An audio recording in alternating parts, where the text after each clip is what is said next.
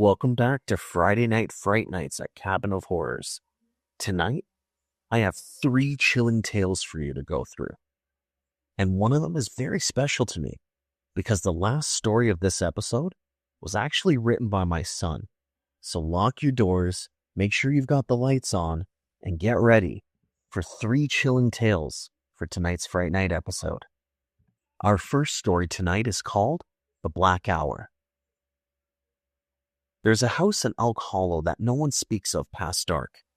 Locals call it the Whistling House, not because it's cheery, but because at exactly 3:03 a.m., a high, breathy whistle echoes from its halls. Long, mournful, and constant, like someone exhaling just behind your ear. Miles Hanlon never believed the stories. He was a documentarian, obsessed with real-life hauntings and urban legends. Elk Hollow was just another stop on his tour of obscure American folklore. He arrived on a rainy Tuesday, set up his equipment, and convinced the real estate agent to let him stay one night in the house. Just one. "You'll leave by the morning," the real estate agent said, "but just make sure you're awake before 3 o'clock. He laughed it off, thinking it was just another urban legend or another scary story to tell people to give a lure to the house. The first few hours that Miles was there were completely uneventful. All he found were dusty rooms, old photographs, and a piano with missing keys. Miles recorded everything and narrated with confidence for his documentary. But something changed when the grandfather clock in the hallway struck midnight. The house seemed to breathe. Air moved through the halls, though no windows were open. The wallpaper shimmered as if alive. In one of his cameras, he saw a dark figure pass by the dining room, so faint that he thought it might have been a glitch. But when he rewound the footage, the figure wasn't there, and it was only 12:17 at this time. At 1:46 a.m., Miles heard the first whisper. It came from behind the wall in the upstairs bedroom, and the whisper said, "Don't turn around." But he did. And when he did, there was nothing there. Just the room completely empty. His breath fogged in front of him. Noticed it gotten a bit colder in the house. He checked his thermal cam, and one of the walls was hot, burning hot. So he placed his palm on the wallpaper, and it was dry, but the sensation underneath was wet, like it was pulsing. Suddenly, a bulge pushed from behind the wallpaper, like a face trying to press through. He jumped back. And then from the other side of the room, there was a second whisper. "You're not alone, Miles." This time, the voice used his name. His equipment started to fail, tons of static on the cameras, his batteries were draining, lights were flickering, and when he looked back at the footage, he saw something that made his stomach drop. He saw eyes, hundreds of them, embedded in the walls and all blinking in unison. And in the center of the floor, there was a man-shaped shadow, tall and motionless. But he hadn't seen anybody. He paused the video frame by frame, and the shadow moved, but only when he wasn't looking at it. The grandfather clock struck 3 a.m., and then at 3:01, Miles sat on the staircase, frozen, his flashlight continuously flickering. He told himself he'd wait it out. Record the whistle, make his name. Then at 3:02 a.m., every door in the house slammed shut. The lights went out. And then at exactly 3:03 a.m., he heard it. A long, high-pitched whistle right behind him. He spun around, and there was nothing. But when he turned back, the entire house had changed. The wallpaper had peeled off, revealing blackened wood and symbols burned into the walls. The furniture now was completely rotted, with mold climbing the ceilings like veins. And down the hall stood a woman in a white dress, her face veiled in hair and her limbs twitching unnaturally. She was whistling. And as he stared at her, he noticed that her head twitched toward him, and the whistling stopped. And then from the ceiling, a voice had spoke. "The black hour has begun." The woman then vanished. Miles ran to the front door. It was locked, deadbolted from the outside. He tried a window, the glass wouldn't break. He realized he was now trapped in the house. Then the whispers returned, layered over each other, coming from every wall, saying that it lives here now. We never left, and we're still inside. In the bathroom mirror, Miles saw people standing behind him. Translucent, rotted, wide-eyed, and smiling people. But when he turned around, nothing was there. Yet, their reflections remained in the mirror. One of them then reached out of the mirror, and he ran. He ran upstairs and found that the bedroom door was open again. Inside, the face that had pushed through the wall was now fully visible. Their eyes rolled to the back of their head, mouth wide open, and a tongue that moved like a worm. He backed away into the hall and fell through the rotten floorboards. Miles landed in pitch blackness. He was now in the basement. He turned on his flashlight and saw the walls were covered in mouths. Not drawings, actual flesh-colored lips. Some were screaming, some were whispering, and others were just grinning wide. One of them began singing in a child's voice, and a whisper crawled into his ear. Not just heard it, but he felt it, saying, "Miles, do you know what time it is?" He looked at his watch. It was 3:12 a.m., but the second hand wasn't moving. Time had stopped. The black hour wasn't just a moment. It was forever, and he wasn't leaving. From the corner of the basement, he heard footsteps, but not human ones. These were wet, cracking steps, where each step sounded like bones snapping under weight. He pointed his flashlight and saw a shape crawling towards him, bent backward and moving like a spider. Its head was on backwards, grinning, whispering, "You said you didn't believe." It lunged at him, and Miles blacked out. When Miles woke up, it was still dark, and he climbed back upstairs. He saw the clock said 3:03 a.m. still. Outside, the sun hadn't risen. The world beyond the window was just black and motionless, like a photograph. His camera was gone, and his phone was completely melted to slag. In the mirror, he also noticed that his reflection looked different. He looked older. He was now wearing different clothes, and his hair had grayed. And behind him stood the woman in white. She placed her hand on his shoulder, and he couldn't move. He couldn't scream. She just whispered, "Now you whistle." 3 years later, a couple exploring Elk Hollow bought a fixer-upper on the edge of town. Their dog kept barking, though, towards the forest, every night around 3 a.m. It whimpered and it scratched at the door. One night, the man followed the barking deep into the woods. There he found, buried beneath roots and stone, a rusted tin box. Inside it was a camcorder. The tape inside of it played even though the battery was years dead. It showed footage of a man wandering through a decrepit house, and a timestamp flickered on the screen, 3:03 a.m. And in the final frame, the man's face turned to the camera. He was smiling, and then from the speaker came a long, low whistle. The legend of Miles will live forever in Elk Hollow, forever haunting those who try to go into the decrepit house. Beware of the black hour. But now, we're going to dive deep into isolation, madness, and the fragile boundaries of the human psyche. This next tale is called A Room Without Doors. Dr. Mara Ellison didn't believe in ghosts. She believed in trauma, in the mind's defense mechanisms, and in rational explanations. She was a clinical psychologist who specialized in isolative psychosis, people who had suffered long-term confinement or sensory deprivation. Her latest subject, patient 313, was unlike anything she'd studied before. He had been found in an abandoned sanitarium deep in upstate Maine, malnourished, unresponsive, and with no identification. All he would speak is, "There are no doors." Mara was brought in to conduct a psychological evaluation before he could be transferred. She was intrigued. He had no history, no records, no scars. but his eyes looked ancient and empty. And behind those eyes, she felt that something else was watching her. Patient 313 refused to sleep. Every time Mara entered the observation room, he was awake, sitting still and muttering. She recorded all of his sessions, and on playback, strange things emerged. There were whispers and sounds of scraping wood.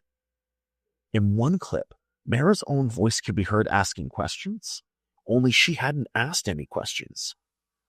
She played the tape back frame by frame, and in the background behind the glass, she saw herself.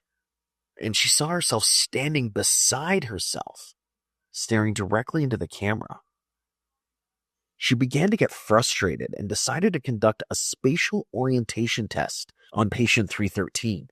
She brought him into a controlled room with a single door. She asked if he saw the door. All he did was stare. Then he said calmly, "There's no door. There never was." She opened it, stepped out, closed it, and re-entered. "You see, it's real." But he looked past her and whispered, "You're still inside." Mara blinked, and then for a moment, the room behind her wasn't a hallway. It was endless, dark, and filled with murmuring walls, faces pressed from within them, mouthing words in reverse. When she turned back, the room was normal again, but patient 313 was smiling now. Mara soon began to forget things. She would forget her keys, her files, even forget her way home from work. She'd find herself standing in her office with even no memory of arriving there. What was worse is she began dreaming of the observation room. But in the dreams, the walls were stone. There were no doors. And someone else, exactly like her, sat in the chair, whispering to her that you're waking up inside the dream. She tried to talk to her colleagues, but they all looked at her like she was the patient. She noticed her emails were gone, her badge got deactivated, and when she demanded to see the facility director, all she was told was, "Dr. Ellison, you were removed from this case weeks ago. You've been on leave. You were found wandering the observation floor." Mara decided that she was going to break into the restricted ward. She had to see patient 313 again. Only his room was empty. In fact, there had never been a patient 313. When she checked the logs, they were blank. The footage was gone, and the staff denied his existence. But Mara knew, because she could feel him inside her thoughts. She descended to the sublevels of the facility, long abandoned floors where the original sanitarium had stood 100 years ago. And at the bottom, she found it. A room with no doors. Just four walls and her voice echoing before she could speak. She stepped inside, and the walls closed behind her. There was no handle, no light, just blackness. And then a flicker. A mirror appeared across from her. When she stared into it, her reflection stared back, smiling, although she wasn't smiling. Then the reflection whispered, "Now we wait." She asked what we're waiting for, and the reflection tilted its head and said, "For you to forget." Days passed, or it could have been hours or years. Mara couldn't tell.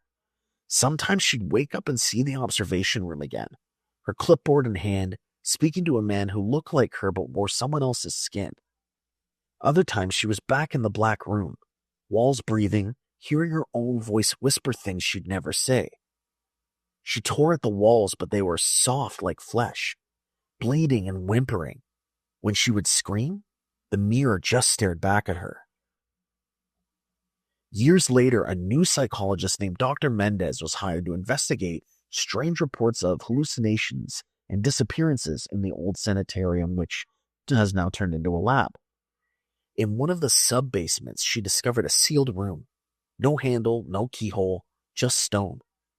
As she pressed her hand to it, she heard a faint voice, asking for help, saying it was Mara Ellison and that she was real and to let her out. Dr. Mendez stepped back, chilled to the bone. From down the hall, a patient wheeled by in a gurney whispered, "There is no Mara Ellison here. There never was." Dr. Mendez looked back, and the stone wall was gone. But in its place, there was a mirror. She saw herself, but the reflection didn't move with her. It raised a hand and waved. What do you think? Was Dr. Mara Ellison real? Was patient 313 real? Or was this all just a figment of their imaginations? I'll leave that for you to decide. But up next is a really special story, a debut story from my son. I'm going to read it to you just as he wrote it, and we'll see if it terrifies you just as it terrified me when I first read it. This one is called The Stalker. You walk down the quiet street. A streetlight above flickers, buzzing softly in the night. In the distance, near the edge of the park, you spot a man, standing motionless beneath the trees. He's dressed in a light brown suit, with polished shoes and a matching fedora tilted slightly forward. Something about him feels off. You call out, "Hello," but he doesn't respond. The only feature you can make out in the shadows is a wide, sharp-toothed grin, glowing faintly in the dark. Then you notice his nails, long, curved, and razor sharp. He starts walking towards you, slowly, deliberately. Your heart races just as he's about to reach you, and you wake up. It was just a nightmare. As you're shaking off the lingering dread, you head to the kitchen and pour yourself a bowl of cereal. The morning light filters in through the blinds, offering a false sense of peace. You get dressed for work, grab your bag, and step outside. And as you walk down the sidewalk, something catches your eye. In the woods beside the road, partially hidden by the trees, there's a figure, and it's him, the man from your dream. You can't see his face, just that same twisted, toothy grin. Against your better judgment, you step off the sidewalk and follow him into the forest. The deeper you go, the darker it becomes. The trees block out the sun, and you lose sight of him for a moment, but then suddenly stop, and a gruesome scene unfolds in front of you. There's a man, gaunt, barely skin and bones, nailed to a tree. His chest has been sliced open, a gaping hole revealing his innards, which spill out like coiled ropes. His skin is stained with dried blood, and his lifeless eyes stare directly at you. You cover your mouth in horror, but keep moving. Compelled as if in a trance, you continue to follow the figure. He darts to the left, you run after him. And ahead, you watch in disbelief as he grabs a small child by the back, lifts them effortlessly, and rips out the child's spine. Before you can even scream, he strangles the child with its old spine, then calmly turns and walks away. You stay frozen in place, heart hammering in your chest, but you can't stop. You won't stop. He leads you to a cabin deep in the woods. It's old, decrepit, with broken shingles and rotted wood. The man peers through the window. You rush forward, trying to catch up, but you're too late. With a sudden crash, he breaks the glass and crawls inside. You approach slowly, peering into the shattered window. He hasn't seen you, and as you inch closer, your heart starts pounding. Then suddenly he screams, loud, guttural, and tortured, "Leave me alone." And he's looking right at you.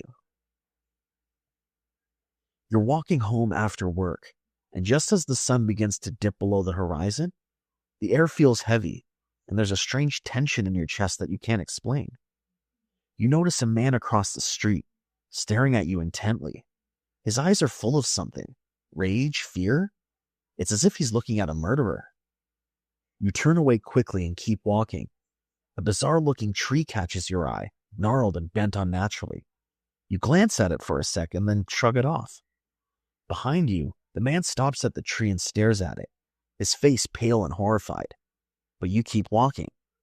A few blocks later, you notice a young boy standing alone, clearly lost. You kneel beside him and point him towards the nearest house. "Run home, kid," you tell him gently. The boy nods and takes off down the path. You rise and turn away. But that man is still following you. You finally arrive at your neighbor's place. He invites you in for dinner, and for a brief moment, everything feels normal. But when you leave the house, the man is still there, watching, following.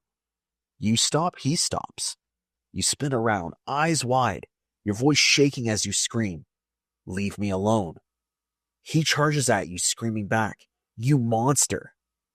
He tackles you to the ground, but before you can react, he He pulls a knife from his coat and plunges it into your chest, again and again. Your vision fades to black as his screams echo in your ears, and you die. Thanks for joining us for Friday Fright Nights in the Cabin of Horrors, where the shadows are always watching and the screams never echo back. If you enjoyed our tales tonight, be sure to follow, rate, share the podcast with your fellow horror lovers. You never know who's listening or what's listening. Until next time, stay scared.